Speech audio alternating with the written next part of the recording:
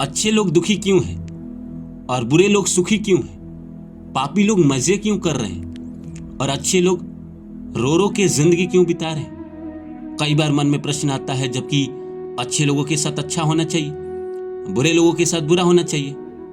तो आइए इसको समझते हैं कहानी के माध्यम से। एक गांव में दो भाई रहते थे, रामू और श्याम। रामू जो था वो भगवान का बहुत बड़ा भक्त था।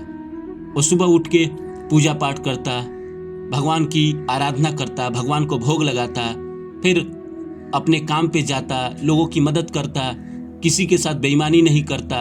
अगर कोई उसके साथ काम करता तो उसका पूरा हक देता। वहीं दूसरी तरफ जो श्याम था वो कहीं ना कहीं बहुत पापी था। स्त्रियों के साथ सोता, शराब पीता, लोगों का हक मारता, कभी पूजा पाठ नहीं करता, भगवान को गाली देता। लेकिन रामू का जो कंडीशन था वो बहुत अच्छा नहीं था।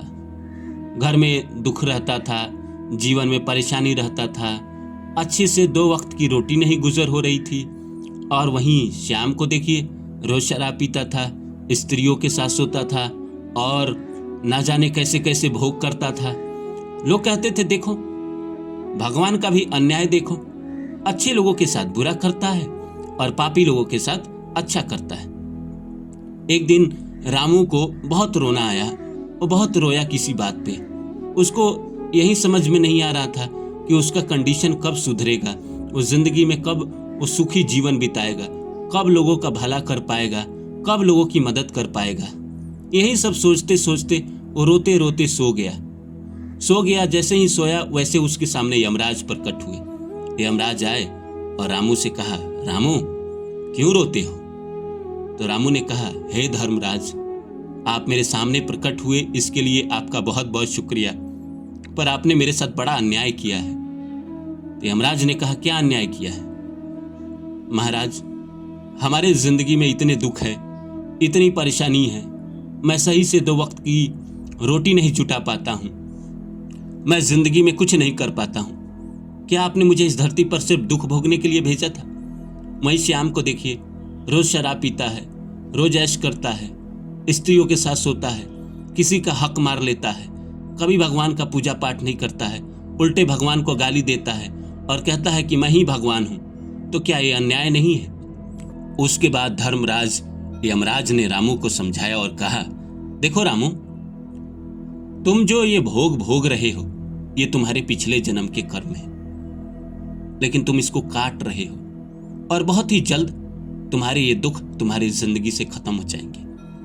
और जो श्याम जो है वो कहीं ना कहीं पिछले जन्म में पुण्य करके आया था, तो कहीं ना कहीं अपने पुण्य का फल भोग रहा है। लेकिन उसने इतने ज्यादा पुण्य के फल भोग लिए हैं कि अब उसके पुण्य खत्म होने को आ गए हैं। तो तुम ये मत समझो कि जिंदगी में भगवान ने तुमको कष्ट दिया, परेशानी दिया, या अच्छे लोगों के साथ बुरा हो रहा है। अच्छे लोगों के साथ बुरा इसलिए हो रहा है क्योंकि कहीं ना कहीं पीछे के जन्मों के पाप काट रहे हैं। जैसे ही तुम पाप काट लोगे, जैसे ही अच्छे लोग पाप काट लेंगे, उनके जीवन में नई शुरुआत होगी, नई जीत होगी, नया उनको मौका मिलेगा।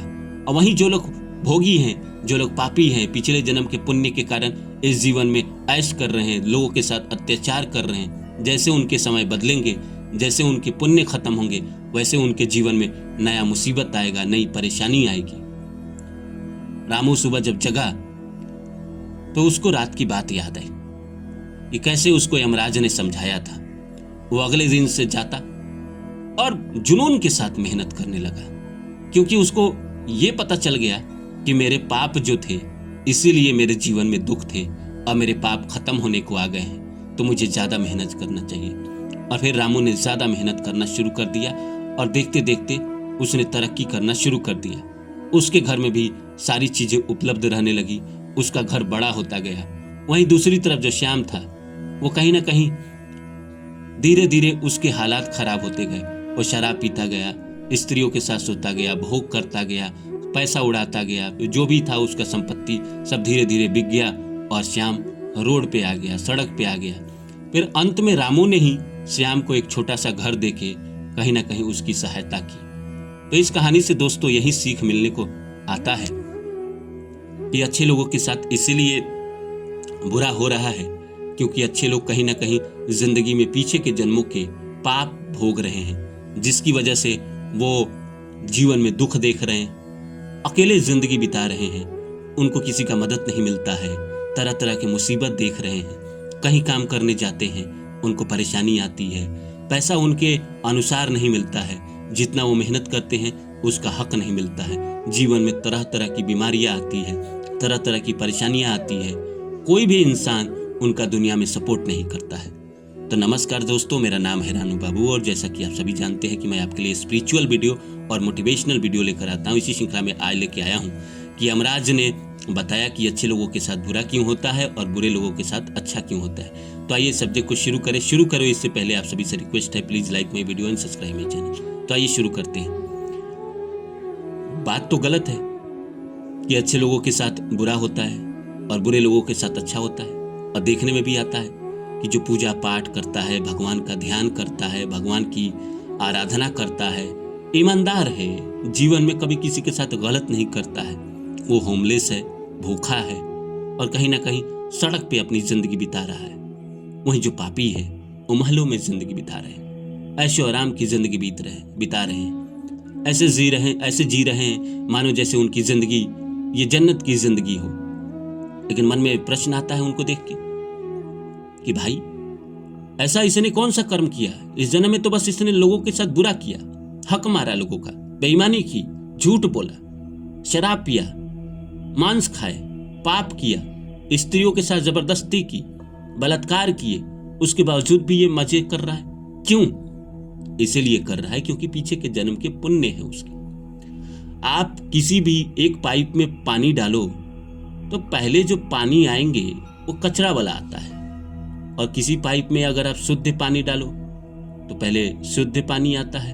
तो वैसे ही है, अगर आपके जीवन में पहले पाप आ गया है, कहीं ना कहीं जीवन के शुरुआती ही 15, 20, 25, 30, 40 तक अगर आपने पीछे के जन्मों के पाप भोग लिए तो कहीं ना कहीं आपके जिंदगी में 40 के बाद मजे हैं। और जिस आदमी के 40 तक मजे चलते हैं, वो जीवन में मजे कर रहा है, वो पीछे जन्म के पुण्य भोग रहा है, उसका वक्त अच्छा चल रहा है, पीछे के पुण्य खुले पड़े हैं तो मजे कर रहा है, पैसा कमा रहा है, ऐश कर रहा है, घूम रहा है, फिर रहा है, जो मन में आ रहा है वो कर रहा है, लोगों को कुछ नहीं समझता। बाद में वक्त बदल जाएंगे।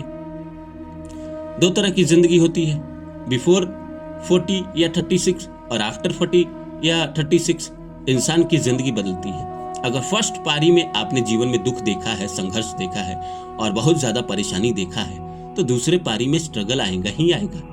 और पहली पारी में अगर आपने संघर्ष देखा है, कष्ट देखा है, परेशानी देखा है, जीवन में बहुत सारे संघर्ष किए हैं, आंसू बहे हैं, क्योंकि आंसू भी तो निकलते हैं, संघर्ष में बहुत ज्यादा आंसू निकलते हैं, आदमी रोता ही है, अपने अच्छे ना होने के लिए तो रोता ही है।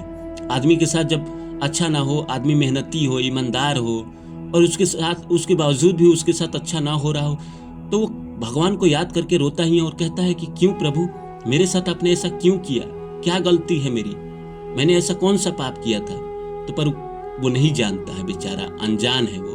पीछे के जन्मों में हम सब कहीं ना कहीं कुछ गलत ऐसा कर देते हैं जिसकी वजह से इस जीवन में हमें भोगना पड़ता है। वहीं जो लोग हवाई जहाज में घूम रहे हैं, पैसे कमा रहे हैं, जो पैसे को हवा में उड़ा रहे हैं, कहीं ना कहीं उनके पीछे के जन्मों के पुण्य हैं, जिसकी वजह से उनके जिंदगी में सब कुछ अच्छा हो रहा है। तो इस मलाल को अपने दिल से निकाल दीजिए कि आपके जीवन में पाप चल रहा है, आपके जीवन में अगर कष्ट चल रहा है तो मान लीजिए कि पीछे कोई ऐसी गलती हुई है जिसका हम फल भोग रहे हैं। जैसे ये फल भोग लेंगे हमारे जीवन में भी सफलता आएगा, हम भी पैसे को उड़ाएंगे हवा में, हम भी पैसे कमाएंगे और बहुत ज्यादा पैसे कमाएंगे, हमारे जीवन से भी सारे दुख एक एक करके विदा हो जाएंगे। और जो लोग कहीं ना कहीं पीछे के जन्मों के पुण्य भोग चुके हैं, उनके जीवन में भी परेशानी वक्त बीतने के बाद आती ही है। तो उम्मीद करता हूं मेरी बातें आप लोगों को अच्छी लगी होगी और आज आपने जाना कि कैसे एक इंसान जो सीधा साधा है, पुण्यात्मा है, भगवान की पूजा करता है, वो जीवन में क्यों दुख भोगता है, और एक आदमी जो पापी है, लोगों के साथ गलत करता है, भोग में लिप्त है, वो कैसे जीवन में मजे करता है। तो आप भगवान के भरोसे रहिए, भगवान की प्रार्थना करते रहिए, भगवान आपके सारे पीछे के जन्मों के पुण्य एक ना एक दिन फलित करेंगे और पाप को खत्म करेंगे।